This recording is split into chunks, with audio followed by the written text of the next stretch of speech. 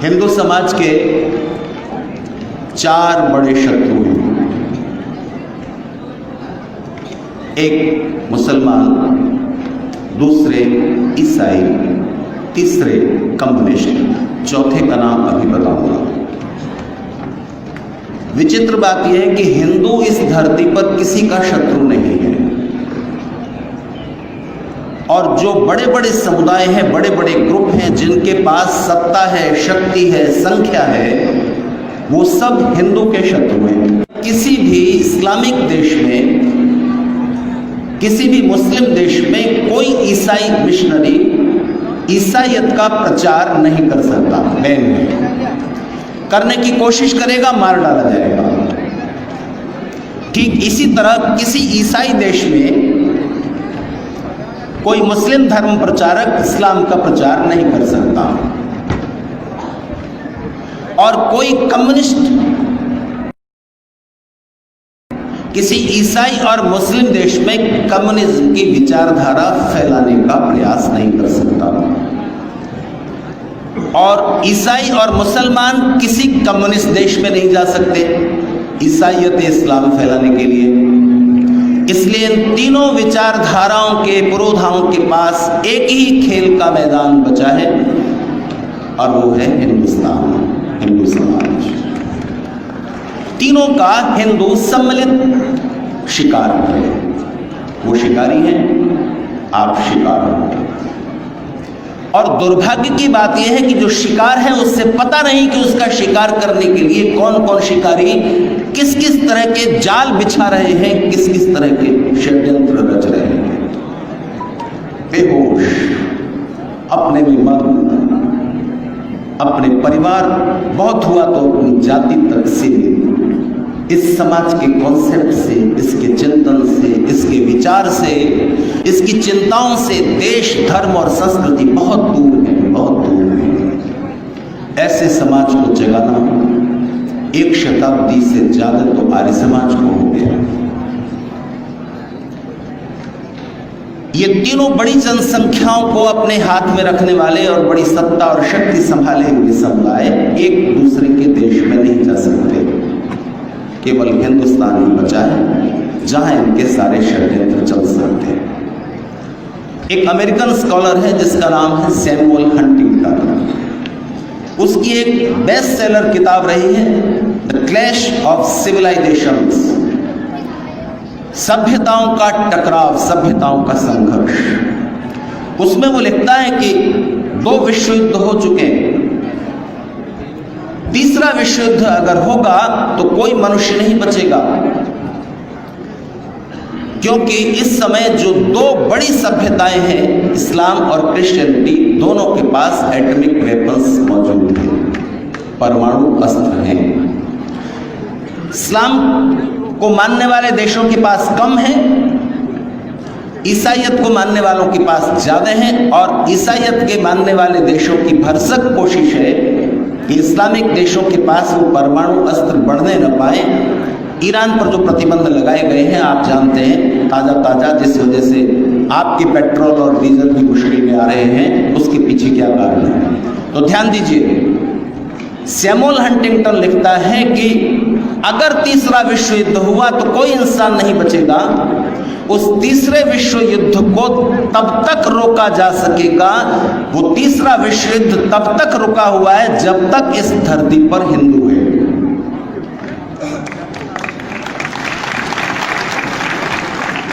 ताली बजाने वाली बात बिल्कुल भी नहीं है, चिंतित होने की है। सैमुअल हंटिंगटन कहता है कि तब तक तीसरा विश्व युद्ध होने से बचा हुआ है जब तक इस धरती पर हिंदू है। क्यों? क्योंकि हिंदू इस्लाम और क्रिश्चियनिटी इन दोनों बड़ी सभ्यताओं का सीधा संघर्ष रोके हुए है, क्योंकि अभी दोनों का निशाना हिंदू है। जिस दिन हिंदू मिट जाएगा उस दिन उनका सीधा संघर्ष शुरू होगा। इसलिए सैमुअल हंटिंगटन कहता है कि अगर तीसरे विश्व युद्ध से पूरी मनुष्यता को बचाना है तो भी हिंदू का कैसे भी मरी गिरी दशा में सही जीवित रहना जरूरी है। अब आप चाहें तो ताली बजा सकते हैं, लेकिन बात इतनी आसान भी नहीं है। आज विश्व की जो राजनीतिक सामाजिक परिस्थितियां हैं, उनके बीच हिंदू समाज को खुश होने और ताली बजाने का तो अधिकार ही नहीं बचता सिवाय चिंतित होने के। क्योंकि हिंदू समाज के इन 3 बड़े शत्रुओं के साथ एक और बड़ा शत्रु है जो भारत में पिछले 60-70 सालों में उपजाया गया है, और उसका नाम है सेक्युलरिस्ट। वो व्यक्ति जो धर्मनिरपेक्ष है और हिंदू है, उससे ज्यादा खतरा है। क्योंकि जो ईसाई है और मुसलमान है, वो ठोक कर कहता है कि इस धरती पर सबसे अच्छा धर्म हमारा है, सबसे अच्छी धार्मिक विचारधारा हमारी है। और इसके साथ खतरे की बात यह है कि हर एक ईसाई का ये विश्वास है कि हम इस धरती को कभी न कभी ईसाईयत में दीक्षित करके रहेंगे, उसका ये संकल्प है। और यही संकल्प मुसलमान का भी है। इसलिए इस धरती पर, और मैं फिर हंटिंगटन को कोट करूंगा कि इस धरती पर तब तक शांति स्थापित नहीं हो सकती, युद्ध और आतंकवाद समाप्त नहीं किए जा सकते, जब तक इन विचारधाराओं के मूल में जो जहर भरा हुआ है उस पर इन्हीं 2 सभ्यताओं के धर्मगुरु फिर से विचार न करें। कौन सा जहर है? ईसाई को क्यों दिलचस्पी है कि हिंदू को ईसाई बना ले, सारे हिंदुओं को ईसाई बना ले? पोप आया, पोप कैथोलिक ईसाइयों का सबसे बड़ा धर्मगुरु, और ये बोल करके गया कि हमने यूरोप को ईसाई बना लिया, अफ्रीका को काफी हद तक बना लिया, ऑस्ट्रेलिया महाद्वीप ईसाई है ही, अब बारी एशिया की है। 21वीं शताब्दी में हम एशिया को ईसाईयत में दीक्षित कर लेंगे। आखिर क्यों, इतनी क्यों इच्छा है आपकी? लोगों को अपने अपने विचारधारा से जीने दो ना। नहीं, क्योंकि उनको ये समझाया गया है कि जब तक आप दूसरों को जीसस की शरण में नहीं ले आते, तब तक आपको स्वर्ग में स्पेशल फैसिलिटीज नहीं मिलेंगी। इस लालच की वजह से उन्हें सारी दुनिया को ईसाई बनाना है। इस्लाम एक कदम आगे बढ़ता है। इस्लाम कहता है कि जब तक तुम दूसरों को अल्लाह के नीचे नहीं लाते, मोहम्मद पर ईमान लाने के लिए मजबूर नहीं करते, तब तक तुम अल्लाह के गुनहगार हो। तुम्हें ये करना ही है, नहीं तो तुम अल्लाह के गुनहगार हो और तुम्हें इसकी सजा मिलेगी। इसलिए वो जिहाद के लिए तैयार है। हिंदू किसके लिए तैयार है? हिंदू कहता है कि सब धर्म अच्छे हैं। मैं हिंदू से पूछना चाहता हूं, हमारे समाज के और राष्ट्र निर्माण पार्टी के इस मंच से, अगर सब धर्म समान रूप से सही और अच्छे हैं, तो फिर कोई हिंदू अगर मुसलमान या ईसाई बन जाता है तो तकलीफ की क्या बात है? जब तुम ये मानते हो कि सब धर्म समान रूप से सही और अच्छे हैं, फिर क्यों परेशान हो? ध्यान दीजिए, जैसे ही कोई हिंदू मुसलमान या ईसाई बनता है, केवल वो धर्म परिवर्तन नहीं करता, वो देश और हिंदू समाज का एक शत्रु बनता है। क्योंकि उसकी आस्थाएं, उसकी धारणाएं, उसकी मानसिक जड़ें राम और कृष्ण से हटकर, महाराणा प्रताप और छत्रपति शिवाजी से हटकर, अकबर और औरंगजेब से इस देश पर हमला करने वाले लोगों के साथ जुड़ जाती हैं। वो रामकृष्ण को अपना पूर्वज मानना छोड़कर अपनी सहानुभूति और अपनी आस्था उन हमलावरों के साथ जोड़ता है जिन्होंने इस देश को गुलाम बनाया। इसलिए एक शत्रु तैयार होता है। आखिरी सबसे बड़ा शत्रु हिंदू समाज का कौन है? हिंदू समाज का सबसे बड़ा शत्रु हिंदू है। इन मूर्खतापूर्ण धारणाओं को अंदर रखे हुए जगाने की कोशिशें होती हैं, थोड़े समय के लिए जागता है और फिर सो जाता है। राष्ट्र निर्माण पार्टी का गठन इसी उद्देश्य को लेकर हुआ है।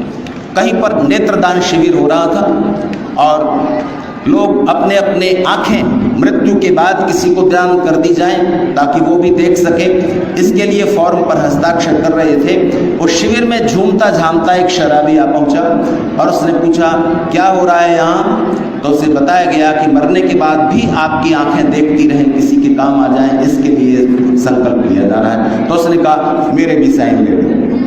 तो आयोजकों ने सोचा, शराबी होकर, भयंकर शराबी होकर इसके मन में भी इच्छा जगी नेत्रदान करने की, तो इससे कुछ प्रेरणा के वाक्य कहलवाए जाएं तो दूसरे लोग भी प्रेरित होंगे। तो आयोजक ने कहा कि आप कुछ कहना चाहेंगे? तो शराबी ने कहा, हाँ मैं कुछ बोलना चाहता हूँ। तो माइक पर आया और उसने कहा कि मित्रों, बस मैं इतना कहना चाहता हूँ कि मेरी ये दो आँखें जिस किसी को भी लगाई जाए उसे ये बता दिया जाए कि ये आँखें 2 पैग पीने के बाद ही खुलती हैं और थोड़ी देर बाद फिर बंद हो जाती हैं।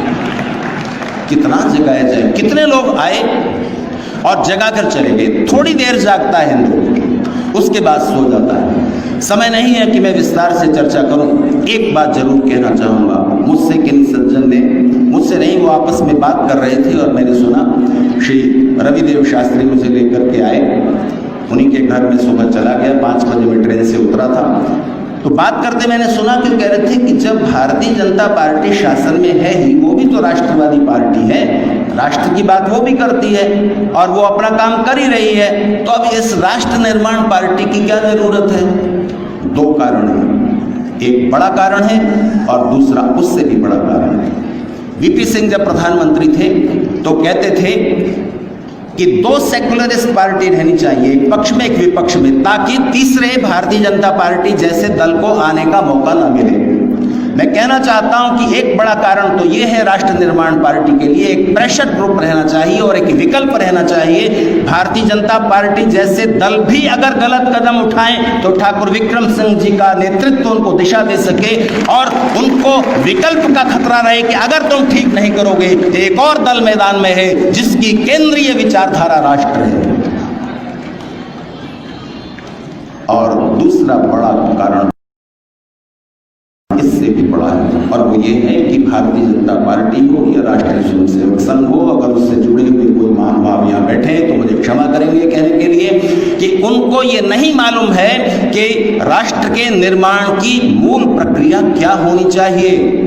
आप उसी प्रोसेस से चल रहे हैं, उस प्रक्रिया के अंतर्गत फिर से अगर कांग्रेस आएगी तो उसने तो अब अपने मैनिफेस्टो में उसी सांप्रदायिकता निरोधी कानून का जिक्र किया है कि हम सत्ता में आए तो हम ये लागू करेंगे, जिसके बारे में ठाकुर साहब बोल रहे थे।